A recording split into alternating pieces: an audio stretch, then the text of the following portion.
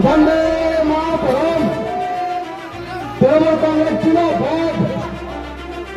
মুর্শিদাবাদে বাম কংগ্রেসে ভাঙন, 2 পঞ্চায়েত সদস্য সহ শতাধিক কর্মী তৃণমূলে যোগদান। মুর্শিদাবাদের রানীনগরে 1 নম্বর ব্লকের হর্ষি অঞ্চলে তৃণমূলের একটি সভায় বাম ও কংগ্রেসের 2 পঞ্চায়েত সদস্য সহ শতাধিক কর্মী সমর্থক যোগ দিলেন তৃণমূলে। বিধায়ক সৌমিক হোসেনের উপস্থিতিতে তারা তৃণমূলের পতাকা হাতে তুলে নেন। সৌমিক দাবি করেন, উন্নয়নই আজ মানুষের রায়, বিরোধীরা জনসমর্থন হারাচ্ছে।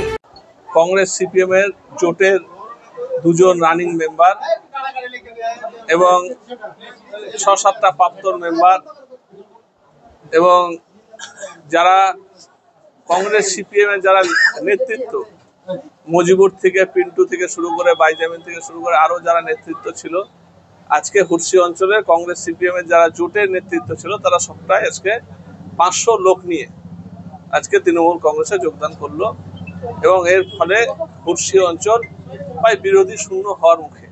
তবে হঠাৎ এই দলবদল ঘিরে চাপে বাম কংগ্রেস নেতৃত্ব। মুর্শিদাবাদ থেকে গোপাল ঠাকুরের রিপোর্ট, খবর বাংলা।